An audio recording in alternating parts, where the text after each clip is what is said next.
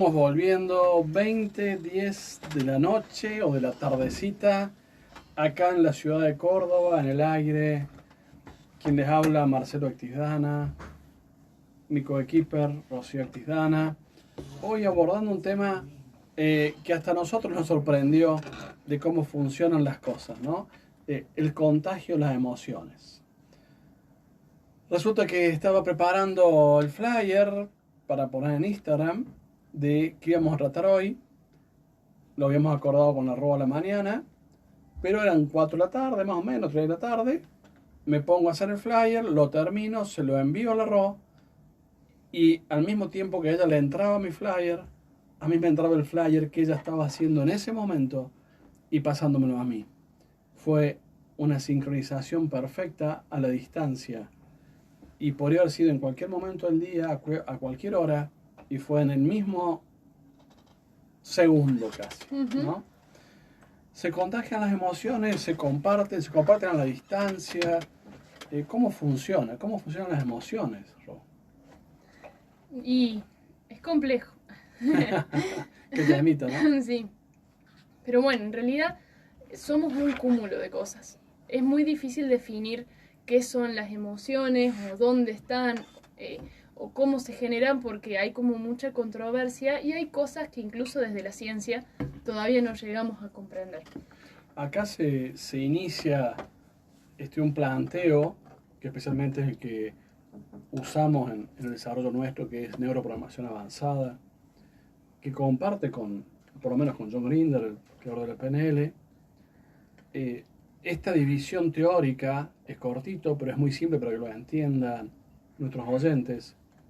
Entre el racionalismo que crea Descartes, donde se puede objetivar todo, y donde la mente es una cosa, donde las emociones son otra, y el cuerpo es otro.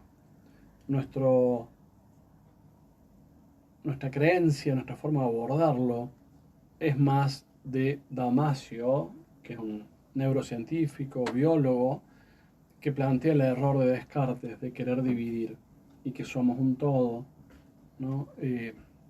Mente, emociones, cerebro, y también abordando desde el punto de vista de la PNL y neuroprogramación avanzada, el lenguaje. Todo junto somos nosotros. Somos con lenguaje, somos con símbolos, somos con representaciones.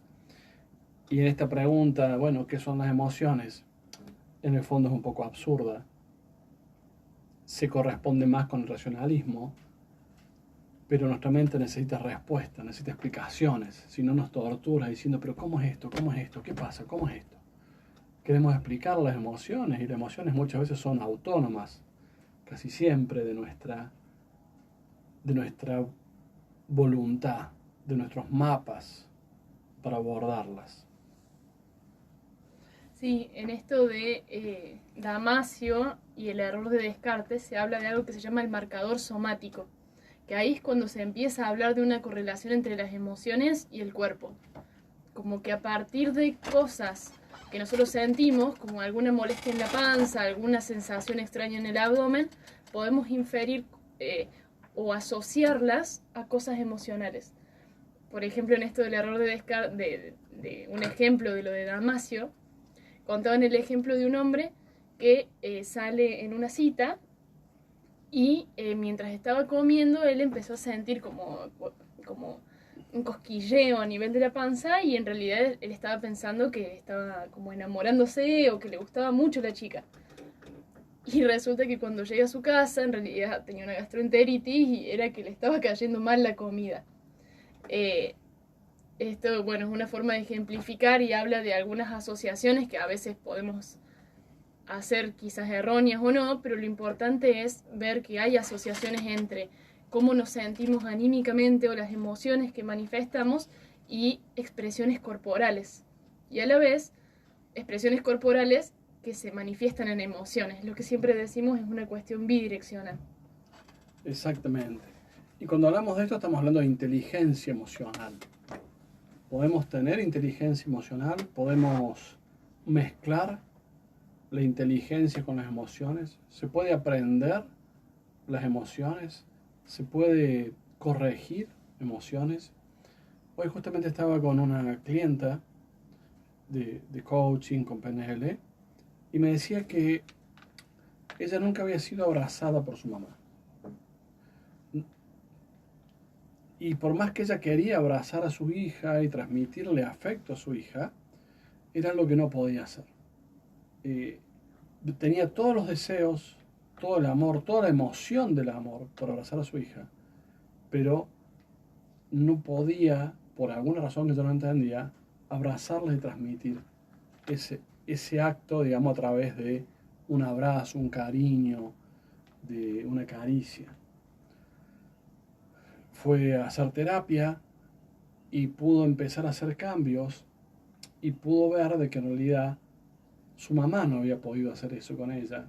Entonces ella no tenía ese aprendizaje, no tenía esa inteligencia de poder transmitir emociones a través del tacto, a través del abrazo. Por suerte, la maravilla, como siempre decimos, es que todo se puede cambiar, ¿sí? Podemos trabajar, podemos aprender. Nuestro cerebro es maravilloso de cómo aprende, nuestra alma también.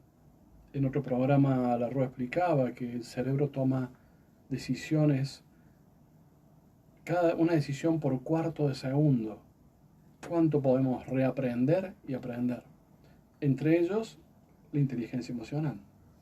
Sí, y ¿qué iba a decir? Algo interesante en relación a esto. Ay, se me fue. Bueno, pero ya vendrá. El tema de las emociones es que se contagian, igual que los pensamientos. Perdón, ahí ya me volvió. En cuanto a lo que es emociones y ciencia, aparentemente es como que nosotros lo que encontramos con la ciencia son las manifestaciones de las emociones. Es decir, sentimos amor y capaz tenemos más dopamina en sangre. Sentimos tristeza y vemos que la serotonina es menor. Como que nosotros vemos más las consecuencias de las emociones que el por qué se generan. Vemos el efecto y no la causa. Exactamente. La cuestión de la causa es algo que todavía no se sabe. Se buscan algunas explicaciones cientificistas, biologicistas, como es la teoría evolutiva. Digamos, todo lo que nos lleve o nos acerque a una supervivencia, lo vamos a sentir como más benéfico, y todo lo que nos aleje, no. Entonces nos va a dar placer a aquello que se acerque. Por ejemplo, la cuestión del amor desde la perspectiva evolutiva sería una cuestión de formar una manada y estar más protegido. Pero hay cosas que se salen de esa regla, como el hecho de que alguien se sacrifique por amor, por ejemplo. O lo que habla Herlinger de la grandeza, de poner nuestra vida al servicio de un otro. Eso en realidad iría en parte en contra de la supervivencia de alguna manera. Entonces hay cosas que se escapan a la que la explicación. biología no puede explicar. Exactamente. Bueno, gracias a Dios la biología no puede explicar. Lo que explica Damasio respecto del marcador somático, se ha comprobado biológicamente, es que las personas que no pueden conectarse con su cuerpo, no dice eso, él explica que nosotros tomamos decisiones en base a estas sensaciones internas que son marcadores en el sentido que estímulos que nos marcan hacia dónde debemos ir y no debemos ir. O sea, las emociones, las sensaciones definen nuestros sentimientos. Y lo que plantea Damasio, al igual que la PNL con otro nombre, la PNL dice el inconsciente, Damasio dice nuestro sistema neurofisiológico, son nuestra mejor herramienta para tomar decisiones. ¿Y de dónde viene un poco esta conclusión de Damasio y un montón de estudios más? Damasio es como el puntapié inicial de esto, a nivel de lo biológico, de personas que fueron afectadas o por una enfermedad o por un accidente de la parte del cerebro que lo conectaba con sus emociones. Y estas personas no podían tomar decisiones. También hay estudios respecto a personas que tienen síndromes parecidos al autismo, cosas así, que no pueden conectarse con sus emociones y por lo tanto están incapacitadas para decidir. De acá venimos a otra conclusión, que es cuanto mejor podamos reconocer nuestras emociones, mejores decisiones vamos a tomar. Y cuanto más estemos entrenados en la multiplicidad de emociones que el ser humano puede experimentar y reconocerlas a través de la experiencia y ampliar el rango de experiencia, más rica va a ser nuestra vida y mucho más eficiente nuestra toma de decisiones. Nosotros, ustedes saben, los que nos siguen, que este es un programa también destinado a dar pautas de alto rendimiento. Entonces, ¿querés tener un alto rendimiento? Empezá a comprender tus emociones, tener empatía, ¿sí? Comprender tus emociones te va a dar la capacidad de tener empatía y ser mejor líder de grupo, mejor líder de tu familia, mejor líder de tu comunidad. ¿Qué es un psicópata? Aquel que no puede entender los sentimientos del otro, lo que el otro siente, pero en parte porque tampoco puede reconocer muchos de los suyos. Está tan anulado ese sistema que es medio como un robot o un autómata sin reconocimiento de lo que es la condición humana. Sí, ¿te acordás cuando vimos, no sé si fue en el programa de Contextos o cuál, en la cual yo mencionaba un estudio en el cual se veían qué partes se estimulaban cuando veíamos a los demás, y resulta que la parte del cerebro que está encargada de identificar a los otros y verlos y como contextualizarlos justamente, también es la parte que está relacionada con el conocimiento de nosotros mismos. Entonces es un trabajo que cuanto más se hipertrofie, digamos, diríamos desde la biología, cuanto más se estimule esa parte, más desarrollo vamos a tener interno y externo para con los demás. Es muy interesante lo que estás planteando.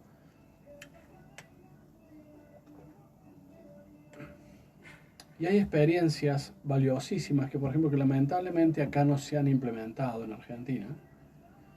Ustedes saben que además de abogado, soy mediador, consultor y autor de varios libros. Ahora estoy terminando uno sobre negociación y neuroestrategia de negociación. Y en otros países del mundo, como Estados Unidos, se implementó la mediación en los casos criminales, ¿sí? En los delitos violentos. Hoy estamos en el día de protección de los derechos de la mujer, o no sé cómo se llama bien, pero este pedido global, ¿no? de parar con la violencia contra la mujer. Y cuando uno se enfrenta a estas personas que son violentas con la mujer, carecen de empatía, tienen una parte de psicopatía en el sentido que objetivizan a la mujer en vez de verla como un ser humano. En ese contexto, yendo esto a un extremo más profundo, en las mediaciones penales se han enfrentado a las víctimas y familiares de víctimas con los victimarios, con asesinos, con violadores. Y la experiencia ha sido fantástica. Por eso lamentablemente acá en Argentina no se ha implementado. Por supuesto es algo muy difícil, necesita mucho trabajo, mucho profesionalismo. ¿Y qué es lo que sucede? Los victimarios, su gran problema es que no podían reconocer el dolor y el daño que causaban. Muchos después de esas audiencias de mediación no cambian, pero muchos de ellos, se habla de un 70% que no reincide, porque puede tomar conciencia, registrar al ver a la víctima o a los familiares de la víctima, puede reconocer lo que ha hecho. Y por eso le duele a él, porque la empatía produce eso, que vos sientas lo que el otro siente. Por eso en general esa gente no reincide. Y eso es lo que evalúan los peritos en términos de la evaluación psíquica de algunos delincuentes, lo pueden ver en las películas, de si se ha arrepentido o no la persona, ¿no? Uh-huh. Y tratan de descubrir si el discurso de arrepentimiento es real o no. Porque una persona arrepentida realmente difícilmente vuelva a cometer el mismo crimen. Pero quien dice que se arrepiente, pero sigue siendo un psicópata, no lo va a hacer. Entonces, entrenar a las personas especialmente los niños en las escuelas, en la inteligencia emocional, realmente es contribuir a la paz social. Y es una tarea maravillosa. Bien, primero tenemos que saber esto. El área que nos identifica como personas también identifica a las otras personas. Y que somos seres sociales, estamos en contextos y que no somos ajenos a todo lo que sucede. Estas llamadas neuronas espejos, que serían un poco la base de esta cuestión de la inteligencia emocional y de nuestra relación con los demás, es como un grupo de neuronas que van asociando un montón de cosas. Van asociando un área del cerebro con otra, y tiene que ver con lo que vemos, con lo que escuchamos, con lo que sentimos, con lo que olemos, un montón tiene que ver. Y a la vez con nuestro cuerpo y con nuestra emoción. Y nos permite ir creando asociaciones de ver a una persona, de verla, de escucharla, de identificar una postura corporal, de identificar lo que está diciendo y lo que está sintiendo. Y eso se ve reflejado como que el cuerpo como lo copia, por decirlo de una manera, y permite que lo podamos sentir. Como decías vos, ver una persona sufrir activa áreas de sufrimiento propio. Y se traslada, ¿no? Obviamente, ¿no es cierto?, a su lenguaje corporal. Es muy gracioso y muy sabio llevado al extremo la serie de Big Bang Theory, donde Sheldon, el personaje principal, que es un científico cuántico fabuloso, él no registra las emociones de los demás. Y es tan bueno el actor que obviamente su cuerpo jamás refleja las emociones de los demás ni lo que sucede. Está siempre en esta objetivización de su pensamiento racional y es incapaz de registrar lo que pasa. Y se nota que en su cuerpo no lo puede registrar. Realmente la actuación es excelente. Y a diferencia, como siempre, en toda la serie, su contrapunto, que es Penny, que la chica que no tiene ningún tipo de inteligencia cuántica ni científica, pero sí la inteligencia de la vida social. Y puede registrar todo lo que pasa alrededor y Sheldon no puede registrar nada de lo que pasa alrededor. Lo cual enseña de forma muy graciosa que nuestra incapacidad de reconocer emociones nos transforma a un elefante en un bazar, ¿no? Hacemos daño sin darnos cuenta, incluso nos sorprendemos de que las personas puedan salir heridas, porque no las podemos registrar, no las podemos entender. Un camino hacia la paz, me acuerdo, yo hice un programa que por suerte lo aprobaron en el Ministerio de Educación, presenté en un momento un programa de mediación escolar llamado El Camino hacia la Paz, y donde básicamente la idea era poder enseñar herramientas del modelo de Harvard y esto del arte de la escucha y de ponerse en el lugar del otro y generar nuevas comprensiones del que está al frente, distinguir su posición de lucha de lo que realmente está buscando y de su necesidad. Y me acuerdo que justamente le puse eso, ¿no? Un camino hacia la paz. Y creo que por eso, porque tenía muchos contenidos antropológicos, porque yo también estoy en antropología cultural, lo aprobaron y hubo un pequeño presupuesto como para capacitar en esto de la paz, que significa aprender a gestionar el lenguaje, el otro, entender que el conflicto no se resuelve en la extinción del otro, sino en el diálogo con el otro. Sí, y otra curiosidad en cuanto a esto de las neuronas espejo o de los sistemas espejo, es que van reconociendo como cosas. Por ejemplo, un movimiento en un contexto no es lo mismo que ese movimiento fuera del contexto. Y la mente está como preparada para adelantarse. Entonces, por ejemplo... Interesante. Claro, y como para tratar de unir las cosas buscando una intención. Entonces, por ejemplo, el agarrar una taza cerca de un dispenser de agua, por ejemplo, la mente se adelanta, una vez aprendido esto, se adelanta a pensar que te vas a servir agua.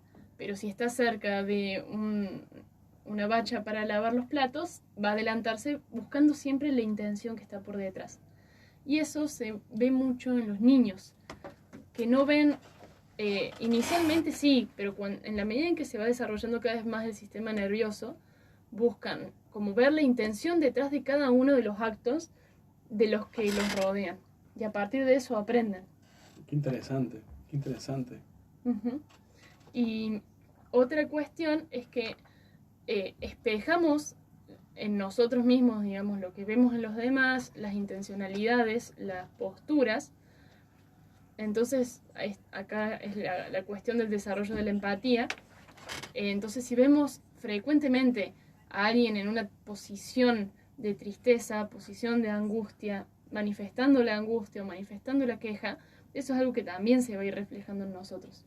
Bien, ya les vamos a explicar cómo, a los oyentes, cómo protegerse de las emociones tóxicas que tanto nos gusta repetir, cómo crear alegría en los demás y en uno mismo, y lo vamos a hacer después de esta hermosa canción de Step Parrell, creo que es Step Parrell, Happy, que el video es maravilloso porque él transmite la alegría y todos los que van siguiendo la música a través de su lenguaje corporal especialmente, te van generando alegría, te guste o no te guste. Happy es feliz, así que vamos felices a esta tanda y después volvemos y te explicamos las herramientas que tenés que usar para protegerte de emociones que te pueden hacer daño desde el punto de vista neurológico, digamos, cómo lo haces neurológicamente y cómo crear felicidad. Enseguida volvemos.